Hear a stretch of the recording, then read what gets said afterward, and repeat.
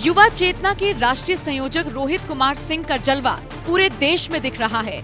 आलम यह है कि जिस जिस राज्य में वो जा रहे हैं उस राज्य के युवा उनके साथ चल रहे हैं।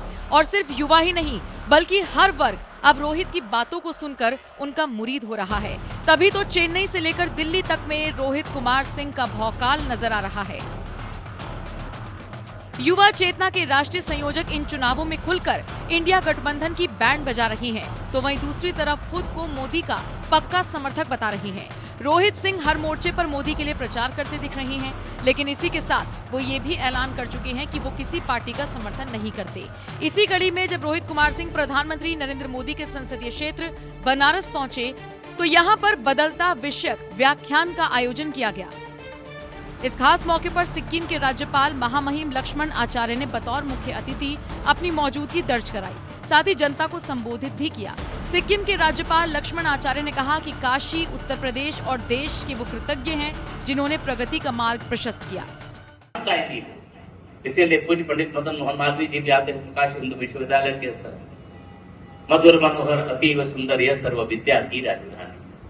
ऐसा पूज्य पंडित मदन मोहन मालवीय जी भी आकर के विश्व की सबसे बड़ी सांस्कृतिक राजधानी में अपना योगदान के लिए हिंदू विश्वविद्यालय की स्थापना की। यानी जब जब समय आवश्यकता पड़ी हम लोगों ने पढ़ा है राय राय धर्मस्य ग्लानिर्भवति भारत अभ्युत्थानं धर्मस्य तदात्मानं सृजाम्यहम्। पूज्य स्वामी कर्पात्री जी महाराज के रूप में कभी, स्वामी अभिषेक ब्रह्मचारी जी के रूप में कभी, इन संतों के रूप में ऐसे लोग आते रहते हैं और आकर के हमारे अंदर वही त्याग, तपस्या, बलिदान और हमारे गौरव का बोध कराते हैं। कभी विवेकानंद बनकर के आते हैं, कभी रामकृष्ण परमहंस बनकर के आते हैं, कभी कबीर कुर्ती रविदास बनकर के आते हैं और हम सबको पाथे दिया है और वही पाथे दुनिया की ओर बढ़ा है।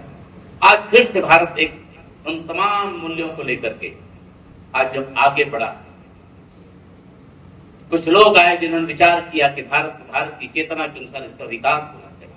भारत की जो परंपराएं, भारत की जो प्रकृति है, भारत की जो संस्कृति है, भारत का जो गौरवशाली अतीत है उसको पाथे बनाकर, उसी को लक्ष्य बना करके हमें देश का विकास करना चाहिए, युवाओं का विकास करना चाहिए। यानी 65% युवा इस देश के लिए बोझ हो गया था कुछ समय के लिए।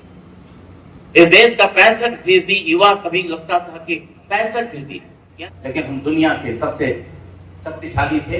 लेकिन जब हम पल उसमें चले गए, पराधीनता हमारे विचारों की शून्यता में, आप तो जानते हो यहीं पर भगवान बुद्ध ने अपने 5 शिष्यों को दीक्षा दी। बुद्ध होने से पहले वो सिद्धार्थ गौतम थे और उनके पिता राजा सुतोधन चाहते थे, क्योंकि बहुत बड़ा राजपाट था दुमनी में, बहुत बड़े राजा के चाहते थे कि बेटा राजा बनेगा, मेरी शासन व्यवस्था को चलाएगा, मेरे राजपाट को बढ़ाएगा, मेरे खजाने की पूंजी है उसको बढ़ाएगा। एक सुंदर मजबूत राज्य था राजा सुतोधन। उन्होंने कहा मेरा बेटा बड़ा सुंदर है, सिद्धार्थ सुंदर है और उसके लिए हम हमारा राज चलाएगा। लेकिन उन्होंने भी कहा कि राजा सुतोधन का बेटा सिद्धार्थ गौतम राजपाट नहीं चलाया और वह दीन दुखियों की पीड़ा को समझ करके सीधे निकल पड़ा। जब उसको सही बोध हो गया तो समाज की पीड़ा को दुख दूर करने के लिए, यानी राजा का बेटा राजा नहीं बना बल्कि लोगों को दुख दुनिया में दूर करने के लिए वह बुद्ध हो जाता है। जिस समय बोध हो गया तो वह बुद्ध हो गया और पूरी दुनिया में चलता है। आज दुनिया रास्ते कर रही है, तो हमें ऐसा त्याग ये हम देखना पड़ेगा, ईमानदारी से खुली आंखों से देखना पड़ेगा, तमाम छोटी छोटी बातों से ऊपर उठना है। इस खास मौके पर स्वामी अभिषेक ब्रह्मचारी जी की भी विशेष उपस्थिति रही। इस मौके पर स्वामी अभिषेक ब्रह्मचारी ने कहा कि देश प्रधानमंत्री नरेंद्र मोदी का ऋणी रहेगा। उन्होंने कहा वाराणसी की प्रतिष्ठा मोदी ने बढ़ाई। जगत गुरु शंकराचार्य भगवान की, ब्रह्मलिंग स्वामी श्री वेदांती जी महाराज की, हर हर महादेव।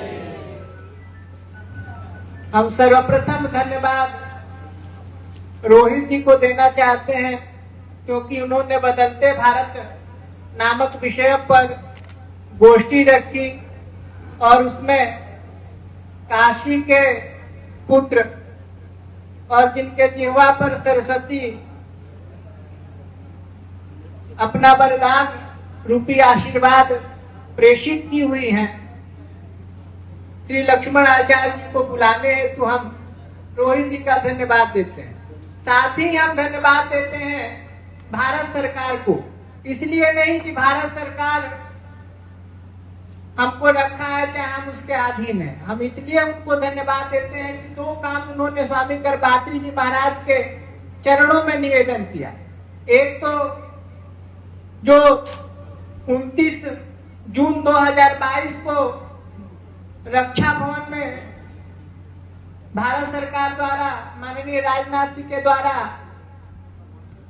अजय भट्ट और गुजरात के देबू सिंह चौहान के द्वारा संयुक्त रूप से स्वामी करपात्री जी महाराज को सच्ची श्रद्धांजलि दी गई और डाक टिकट जारी किया गया। इसके लिए दूसरा, स्वामी करपात्री जी महाराज के नाम पर संस्कृत विश्वविद्यालय ने देवप्रयाग में एक वेद शास्त्र अनुसंधान केंद्र की स्थापना की। तीसरा, हम पुनः भारत सरकार को धन्यवाद देते हैं, भारत सरकार के मुखिया नरेंद्र दामोदर दास मोदी जी को धन्यवाद देना चाहते हैं कि जो हम लोग की एक कल्पना थी, जो एक परिवेश था, इसके लिए हम लोग सदियों से लड़ते आ रहे हैं। अब चूंकि युवा चेतना के राष्ट्रीय संयोजक रोहित कुमार सिंह ने व्याख्यान का आयोजन किया था, ऐसे में उनका दायित्व था कि वो यहाँ आए, हर गणमान्य के सामने अपने विचार रखें। रोहित सिंह ने ऐसा किया भी। रोहित ने कहा कि 2014 के बाद भारत सशक्त हुआ है। उन्होंने कहा, धारा 370, अयोध्या में भव्य राम मंदिर, नारी वंदन अधिनियम, 65% युवा वर्ग का विकास जैसे असंख्य काम प्रधानमंत्री नरेंद्र मोदी ने किए। हम सबों के चहेते, लाडले, आदर और श्रद्धा के केंद्र आदरणीय लक्ष्मण आचार्य जी हम लोग के बीच उपस्थित हैं। सूरज के सामने ज्यादा बोलना उचित नहीं होता। जहां सरस्वती के साधक पुत्र बैठे हो, वहां मेरे जैसा कम पढ़ा लिखा आदमी ज्यादा बोलने की धृष्टता नहीं कर सकता है। मित्रों, भाइयों, बहनों, माताएं, कश्मीर जब देश का कोई प्रधानमंत्री कश्मीर की फिजा में पहुंचता था तो जिसे क्यों विदेश से काशी नहीं किया और तो सीधे बाबा विश्वनाथ की नगरी में प्रणाम करे जाला। वैसे देश के पूर्व प्रधानमंत्री जो कश्मीर की बगिया में उतरते थे, गौ भक्तों की नृशंस हत्याएं हुई, गौ माता का नरसंहार हुआ, लंबे समय तक उसके बाद भी कांग्रेस पार्टी की सरकार इस देश में रही। किसी भी सरकार के प्रधानमंत्री और मुखिया ने महाराज करपात्री जी के सम्मान के संदर्भ में विचार किया क्या? नहीं किया। अभिषेक ब्रह्मचारी जी महाराज के साथ हम लोगों ने प्रयास किया और देश के यशस्वी प्रधानमंत्री माननीय मोदी जी की सरकार ने 29 जून 2022 को दिल्ली में महाराज करपात्री जी के स्मृति में डाक टिकट जारी करके उनके प्रति श्रद्धांजलि व्यक्त करने का काम किया। ये तो धर्म के क्षेत्र में 2 घटनाएं जो मेरे स्मृति में है, बस उसकी चर्चा मैंने आपसे की। ऐसे अनेकों अनेक उदाहरण हैं। भगवान राम का भव्य मंदिर सारे उदाहरणों पर भारी है। 550 सालों की गुलामी अमेरिका में, चाइना में, रसिया में, इंग्लैंड में, युगोस्लाविया में, दुबई में, अरब में रहने वाले भारतीयों से लोग पूछते थे, अरे भाई, तुम्हारे मर्यादा पुरुषोत्तम आदर्श भगवान राम का मंदिर उनके घर में नहीं बन पाया, क्यों नहीं बन पाया, काहे नहीं बनता है?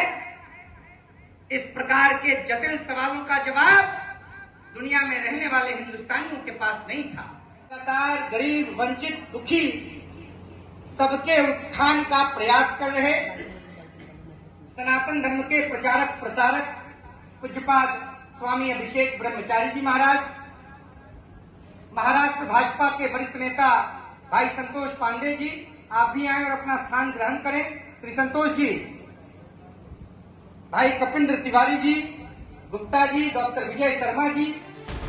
आपको बता दें, युवा चेतना के इस आयोजन में काशी और आसपास के जिलों से हजारों लोग शामिल हुए और ये जनता रोहित सिंह की भी जमकर तारीफ करती हुई नजर आई। बहरहाल देश के लिए, देश के युवाओं के लिए जिस तरह से रोहित कुमार सिंह मेहनत कर रहे हैं, उसे लेकर अब आप क्या राय रखते हैं? कमेंट करके हमें जरूर बताएं। बाकी रोहित ने इस कार्यक्रम के बारे में विस्तार से क्या कुछ जानकारी दी, उस जानकारी के साथ आपको छोड़े जा रहे हैं।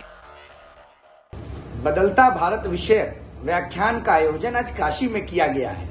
2014 के बाद देश में एक मजबूत नेतृत्व का उभार हुआ है। 2014 के पहले जो राजनेता, सरकार के मंत्री, प्रधानमंत्री कश्मीर की धरती पर जाते थे, वो अलगाववादी नेताओं के चरण की वंदना करने चले जाते थे। परंतु मोदी जी जब देश के प्रधानमंत्री बने तो अलगाववादियों को ही अलग कर दिया। नारी वंदन अधिनियम लाया, धारा 370 समाप्त किया, हम सबों के आदर्श मर्यादा पुरुषोत्तम राम को 550 सालों की गुलामी से बाहर निकाला। कर्पूरी ठाकुर जी जैसे सामाजिक न्याय के अग्रणी पंक्ति के नेता को देश के सर्वोच्च सम्मान से नवाजा। इससे पहले क्या होता था? इससे पहले एक परिवार विशेष जीते जिंदगी अपने आप को वह सर्वोच्च सम्मान देकर गौरवान्वित महसूस करता था।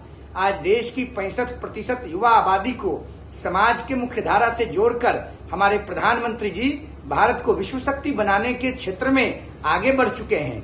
G20 के समिट के समय 20 मजबूत राष्ट्रों के अध्यक्ष मोदी जी के पीछे चल रहे थे। आज जो स्थिति में हमारा देश खड़ा है, पूरी दुनिया हमारी ओर देख रही है। आने वाले 2047 तक भारत विश्वगुरु कैसे बने, इन तमाम विषयों को लेकर आज हम लोगों ने चर्चा किया है, मंथन किया है। देश का नौजवान, देश का गरीब, देश का बच्चा, बूढ़ा, जवान, सभी वर्ग के लोग प्रधानमंत्री मोदी जी के साथ खड़े हैं। आइए एक विकसित भारत बनाने के लिए देश को मजबूत सरकार की आवश्यकता है और प्रधानमंत्री मोदी जी पुनः आ रहे हैं, यह भी तय हो चुका है।